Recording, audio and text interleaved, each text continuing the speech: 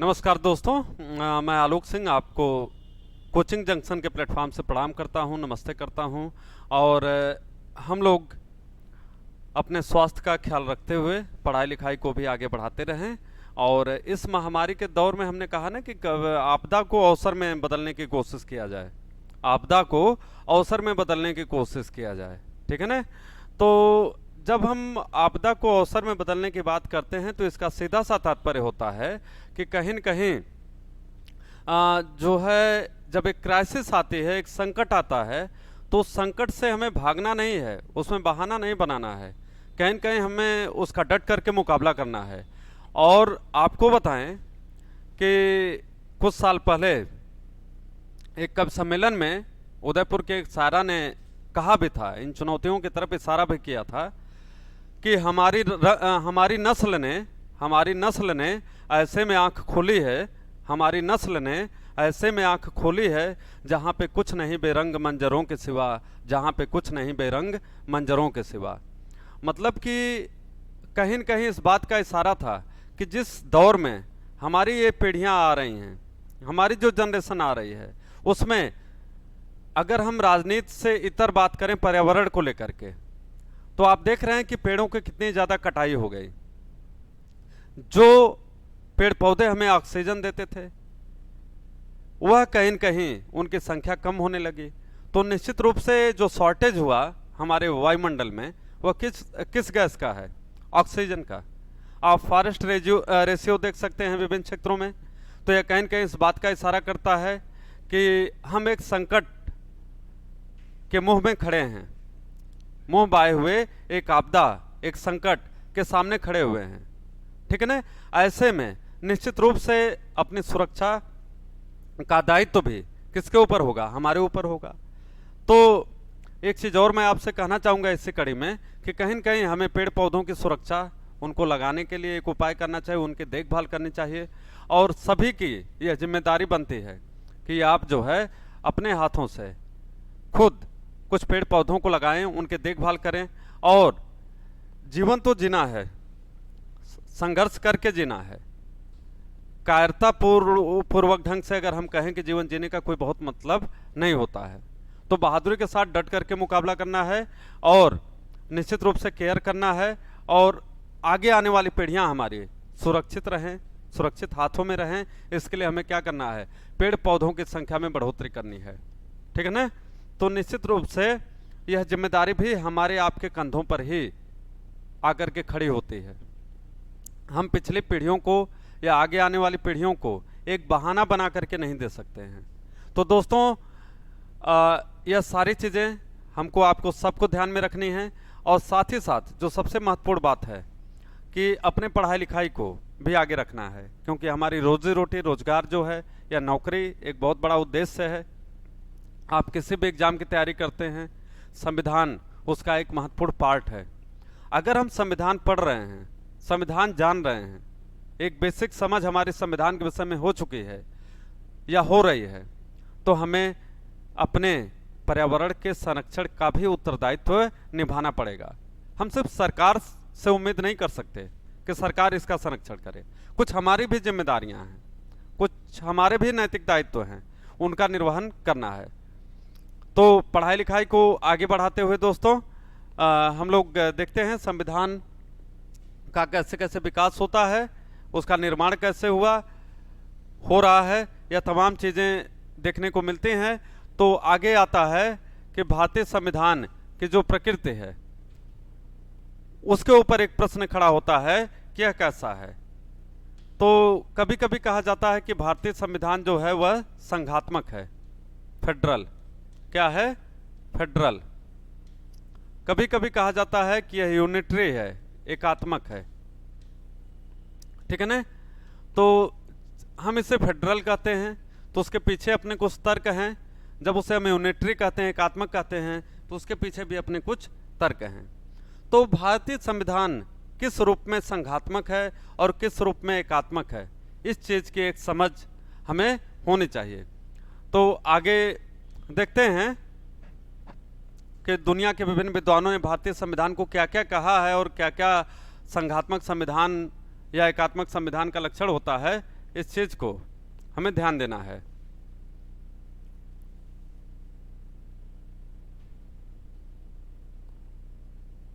ठीक है, तो आप यहां देखिए, तो कह रहा है कि संविधान वेत्ताओं ने संविधान को मुख्यतः दो वर्गों में विभाजित किया है। तो अगर हम दुनिया में बात करें तो दो प्रकार के संविधान पाए जाते हैं। पहला है संघात्मक, जो आपने देखा, संघात्मक जिसे फेडरल कहा जाता है, और दूसरा है एकात्मक। एकात्मक जिसे यूनिटरी कहा जाता है, यूनिटरी, एकात्मक। ठीक है ना। तो यह जो परसंघात्मक या एकात्मक की बात हो रही है, यह कैसे संविधान परसंघात्मक होता है, कैसे एकात्मक होता है, इसके विषय में थोड़ी सी हम लोगों की जानकारी रखनी है। पहला कहता है एकात्मक संविधान। तो एकात्मक संविधान वह है जिसके अंतर कहता है कि सारी शक्तियां एक ही सरकार में निहित हैं। कह रहा है कि एकात्मक संविधान वह होता है जिसके अंतर्गत समस्त शक्तियां जो संविधान के द्वारा प्रदत्त होती हैं वह एक ही सरकार में निवास करती हैं, एक ही सरकार में। ठीक है ना, जिसे हम क्या कह सकते हैं, केंद्र की सरकार, केंद्र की सरकार। ठीक, यह बात हो रही है।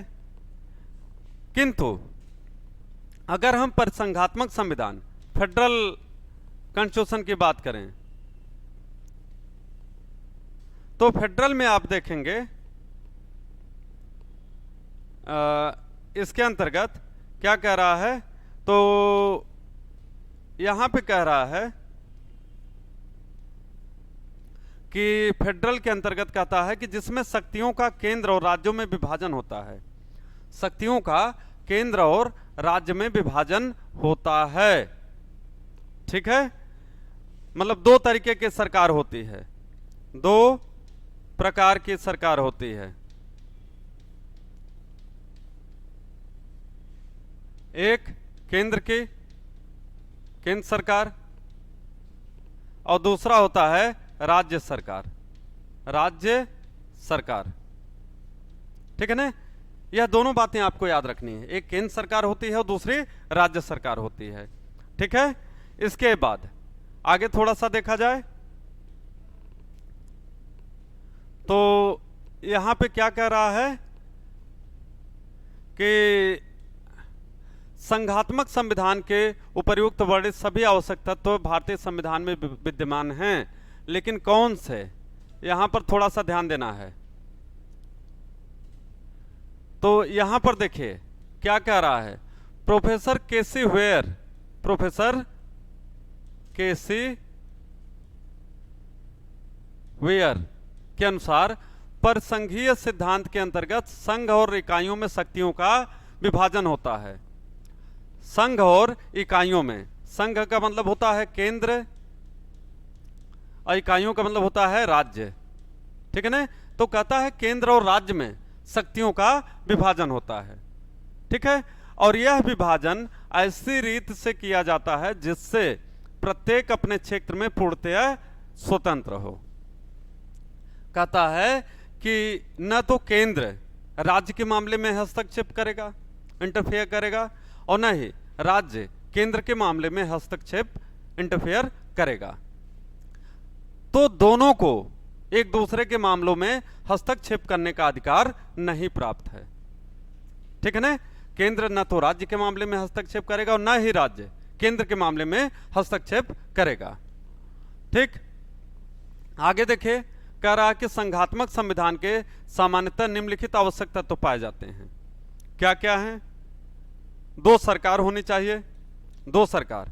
तो यहां पे बात बताई गई आपको कि केंद्र सरकार एक नंबर, और दूसरा है राज्य सरकार, राज्य सरकार। ठीक है ना, यह दो बातें यहां पर बताई जा रही हैं। दो सरकारें होंगी, पहली शर्त है संघात्मक संविधान की। दूसरी क्या है, शक्तियों का विभाजन, शक्तियों का विभाजन केंद्र एवं राज्य के मध्य शक्तियों का विभाजन होगा, केंद्र और राज्य के मध्य शक्तियों का विभाजन होगा। ठीक है ना। तीसरा कहता है संविधान की सर्वोपरिता, मतलब संविधान ही सर्वोच्च हो, supremacy of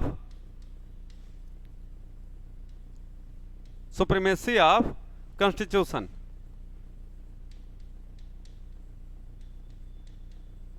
supremacy of constitution, संविधान की सर्वोपरिता। ठीक है ना।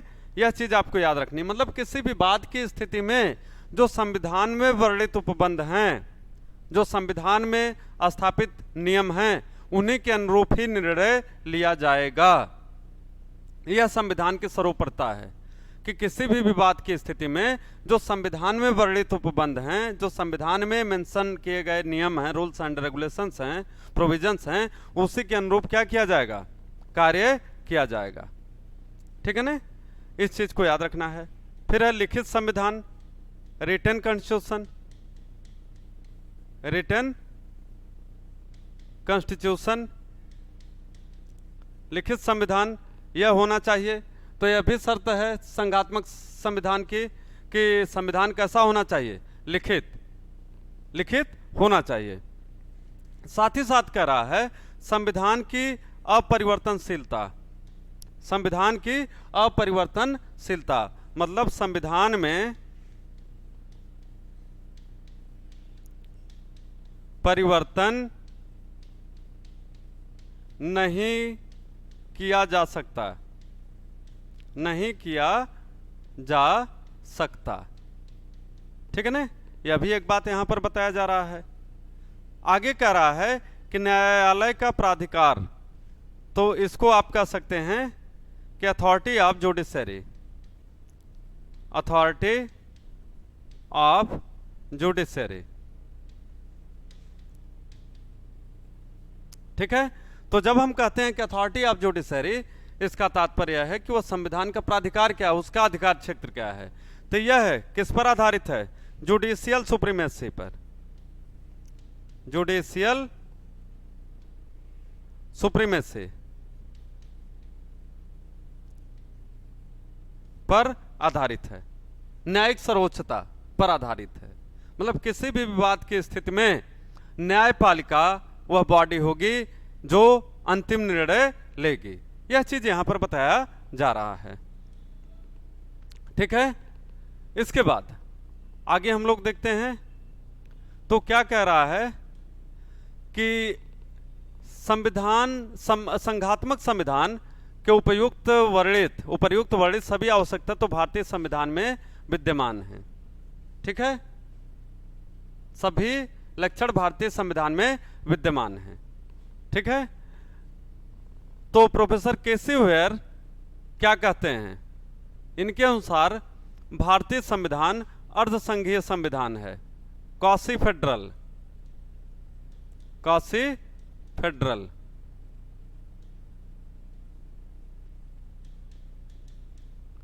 कॉन्स्टिट्यूशन।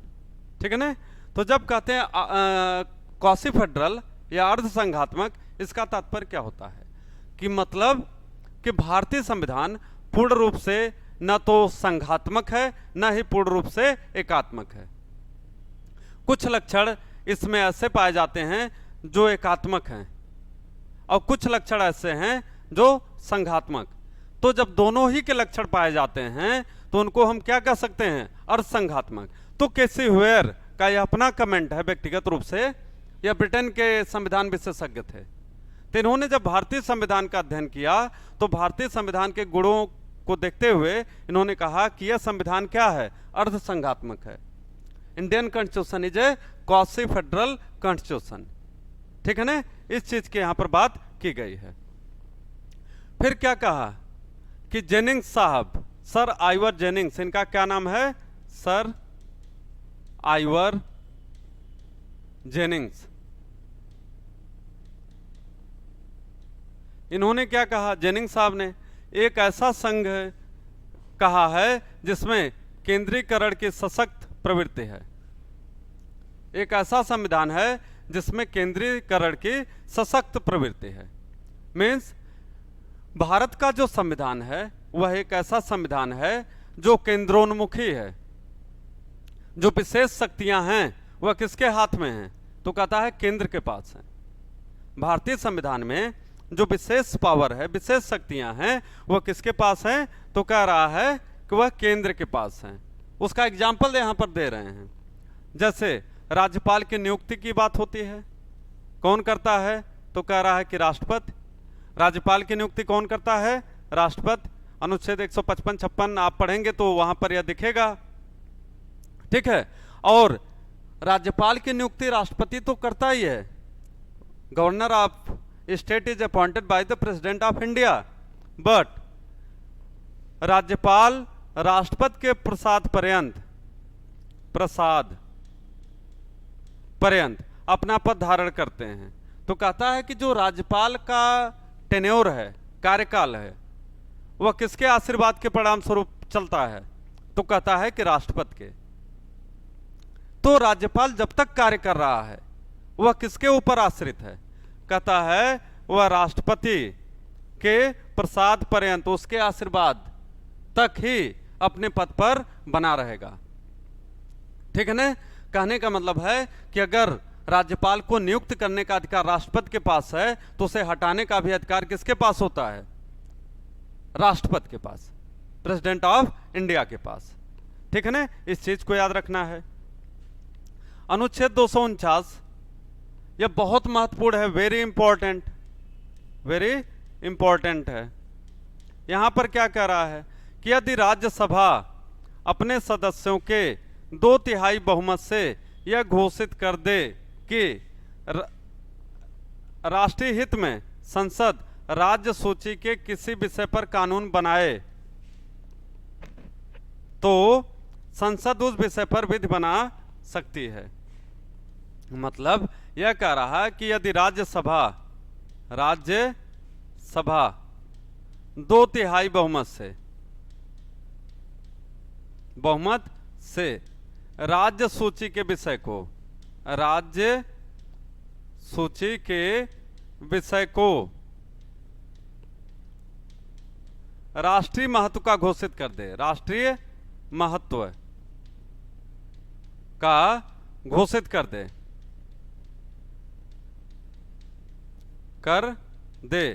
तो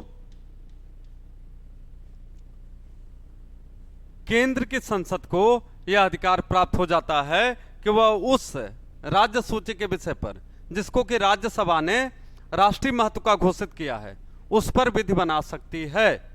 यह चीज यहां पर कह रहा है, ठीक है ना। तो इस चीज को भी आपको याद रखना है कि भारत का संविधान कैसे एकात्मक है या केंद्रोन्मुखी है, ठीक है।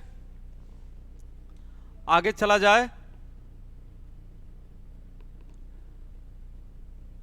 आगे आप देख रहे हैं क्या कह रहा है कि एक केस हुआ था जिसे एसआर बोम्मई बनाम भारत संघ 1994 का यह मामला है, सुप्रीम कोर्ट में। एससी का मतलब सुप्रीम कोर्ट की बात हो रही है, ठीक है ना। तो एसआर बोम्मई बनाम भारत संघ 1994 के मामले में उच्चतम न्यायालय ने बहुमत से, न्यायाधीशों का बहुमत है, मतलब यहां पर क्या कहा कि भारतीय संविधान एक परिसंघात्मक संविधान है और परिसंघवाद संविधान का मूलभूत ढांचा है। भारतीय संविधान एक परिसंघात्मक संविधान है और जो परिसंघात्मकवाद है यह भारतीय संविधान का क्या है? मूलभूत ढांचा है। ध्यान दीजिएगा, यह केस तमिलनाडु राज्य का था। कहां का? तमिलनाडु, ठीक है ना। वहां पर अनुच्छेद 356 के अंतर्गत राष्ट्रपति शासन लागू किया गया था, ठीक है ना। तो जब वहां पर राष्ट्रपति शासन लागू किया गया तब वहां पर इसी आधार पर चैलेंज किया गया कि केंद्र को किस सीमा तक राज्य में राष्ट्रपति शासन लागू करने का अधिकार प्राप्त है, ठीक है। तो यह चीज यहां पर दी गई। 29वाद में यह स्पष्ट कर दिया गया सर्वोच्च न्यायालय के द्वारा अपने बहुमत से कि जो भारतीय संविधान है इसकी जो प्रकृति है यह विशुद्ध रूप से क्या है, शुद्ध रूप से क्या है, परिसंघात्मक है। और यह है जो परिसंघवाद है यह संविधान के मूलभूत ढांचे का, बेसिक स्ट्रक्चर का पार्ट है। अतः इसमें कोई छेड़छाड़ नहीं की जा सकती है। ठीक है। उससे पहले आपने देखा होगा 1973 में ही केशवानंद भारती के विवाद में, केशवानंद भारती के वाद में शब्द इस्तेमाल किया गया था मूलभूत ढांचा। तो मूलभूत ढांचा क्या है, इसको 1980 में मिनर्वा मिल्स के केस में यह स्पष्ट कर दिया गया कि यह चीजें जो है मूलभूत ढांचा का पार्ट हैं। बहुत सारी चीजों को बताया गया। और 1994 में एसआर बोम्मई के मामले में इस वाद में सीधे सीधे स्पष्ट कर दिया गया कि मूलभूत ढांचा के अंतर्गत संविधान में वर्णित संघवाद भी आता है। और भारतीय संविधान वास्तव में क्या है, परिसंघात्मक है। ठीक है। फिर कहता है कि भारत का संविधान आगे न तो विशुद्ध परिसंघीय है, मतलब प्योरली यह फेडरल नहीं है, और न ही प्योरली यूनिटरी है, बल्कि यह क्या है, दोनों का सम्मिश्रण है, दोनों का सम्मिश्रण है। ठीक है। तो यह चीज यहां पर दी गई है। तो दोस्तों ध्यान से देखिए, हमने कहा कि यह है भारतीय संविधान में बहुत महत्वपूर्ण टॉपिक है और यहां से प्रश्न जो है आपके एग्जाम में पूछे जाते रहते हैं। और आपको यह याद रखना है कि भारतीय संविधान को क्या कहा जाता है, जो केसी वेयर ने कहा, इसको मानना भी जाता है।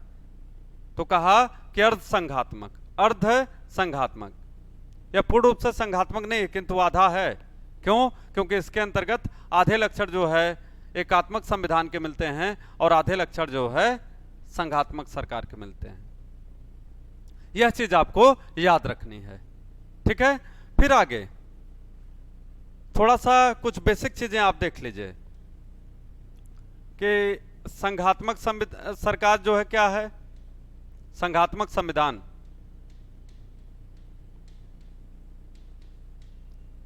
ठीक है।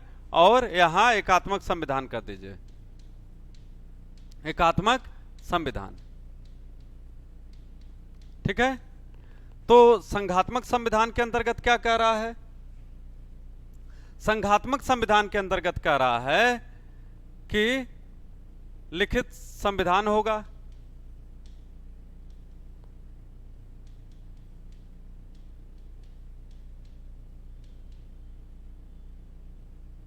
लिखित संविधान होगा। दूसरा यहां पर कहता है कि केंद्र एवं राज्य का अलग अलग संविधान होगा, अलग अलग संविधान। इसका तात्पर्य हुआ कि दो संविधान होंगे, एक केंद्र का और एक राज्य का। ठीक है। फिर तीसरी बात कह रहा है कि दोहरी नागरिकता होगी, दोहरी नागरिकता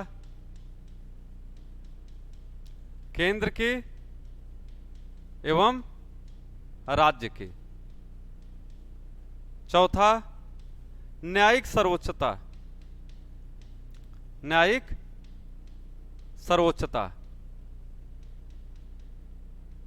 ठीक है। यह भी एक लक्षण बता रहा है। तो यह संघात्मक संविधान का लक्षण है। इन चारों को याद किए रहेंगे तो आपको समझने में आसानी होगी। ठीक है। इसके बाद हम लोग यहां पर देखते हैं कि भारतीय संविधान कैसे संघात्मक है। तो सबसे पहली चीज है कि भारत का संविधान लिखित है। ठीक है। केंद्र एवं राज्य में शक्तियों का विभाजन है, किंतु दो संविधान नहीं है, दो संविधान नहीं है। ठीक है। एक ही संविधान है, भारत का संविधान। उसी भारत के संविधान के अंतर्गत केंद्र और राज्य के बीच में शक्तियों का बंटवारा किया गया है। ठीक है। तीसरी बात कहता है कि दोहरी नागरिकता, भारत में इकहरी नागरिकता है। क्या है? इकहरी नागरिकता। दोहरी नागरिकता भारत में नहीं है। ठीक है ना। न्यायिक सर्वोच्चता, जुडिशियल सुप्रीमेसी, यह जो भारत में भी विद्यमान है। तो यह संघात्मक सरकार के लक्षण हैं। यहां पर हम देखते हैं लिखित अथवा अलिखित संविधान हो सकता है, जैसे ब्रिटेन में। ठीक है। यहां पर क्या कह रहा है, समस्त शक्तियां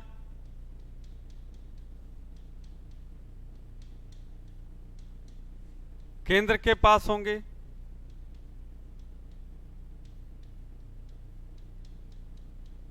समस्त शक्तियां केंद्र के पास होंगे। तीसरा, एक संविधान होगा, एक संविधान होगा, और वह क्या होगा, केंद्र का। ठीक है। चौथा, न्यायिक सर्वोच्चता, दोहरी नागरिकता। तो यहां पर क्या होता है, इकहरी नागरिकता, इकहरी नागरिकता। ठीक है। तो जिससे हम कहते हैं कि सिंगल सिटीजनशिप, यूनिटरी सिटीजनशिप। ठीक है। तो यह आप देखेंगे, यह सारे लक्षण कहां पर पाए जाते हैं, ब्रिटेन के संविधान में। इसीलिए ब्रिटेन के संविधान को क्या कहा जाता है, ब्रिटेन का संविधान पूर्ण रूप से क्या है, एकात्मक। और अमेरिका, यूएसए का संविधान क्या है, पूर्ण रूप से संघात्मक, पूर्ण रूप से संघात्मक। ठीक है। तो यह जो लाइन हमने आपको अलग से लिख करके बताई है, इसको आप ध्यान दीजिएगा। ठीक। अब अगर हम बात करें तो भारत के संविधान की अगर बात करें तो भारत के संविधान के लिए आप ध्यान रखिए कि भारत का संविधान,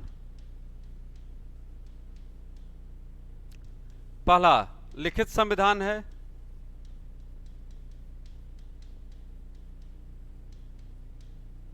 दूसरा एक संविधान है,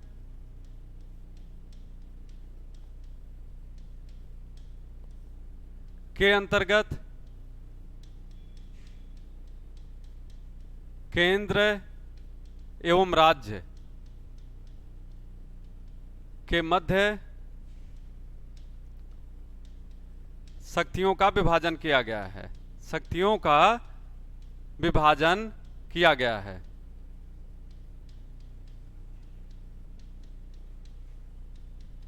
ठीक है। तीसरा,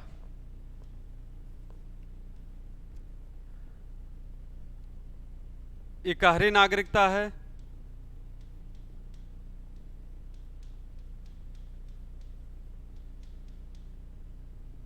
ठीक है।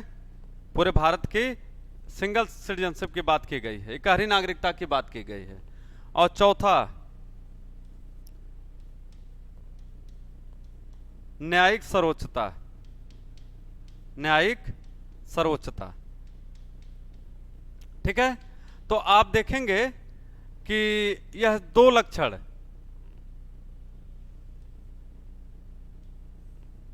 संघात्मक सरकार के हैं जो भारत में पाए जाते हैं, और यह दो लक्षण हैं जो संघात्मक सरकार के हैं और भारत में पाए जाते हैं। और यह दो लक्षण जो एकात्मक संविधान के हैं और यह भी भारत में पाए जाते हैं। तो अगर चारों लक्षणों को देखें तो दो लक्षण कहां के मिल रहे हैं, एकात्मक संविधान के, और दो लक्षण संघात्मक संविधान के।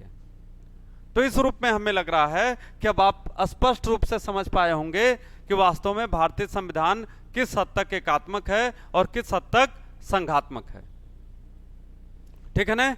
तो महत्वपूर्ण बातें आपको जो याद रखनी हैं वह क्या क्या याद रखनी है, इसको देख लीजिए कि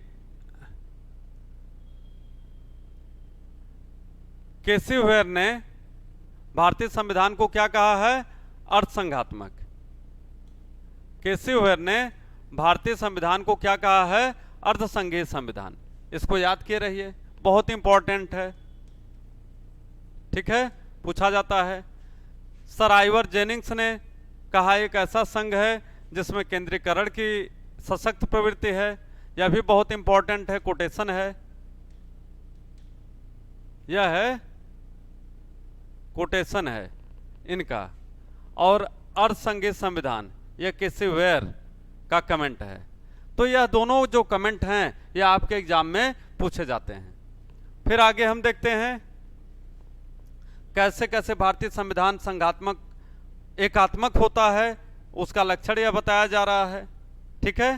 फिर आगे थोड़ा देखा जाए तो यहाँ पर आपको क्या स्पष्ट रूप से दिख रहा है कि एसआर बोम्मई के केस में, एसआर बोम्मई के केस में अगर हम बताएं तो सर्वोच्च न्यायालय ने खुद 1994 में क्या डिक्लेयर किया कि भारत का संविधान एक परिसंघात्मक संविधान है और परिसंघवाद संविधान का मूलभूत ढांचा है, मूल ढांचा है, ठीक है।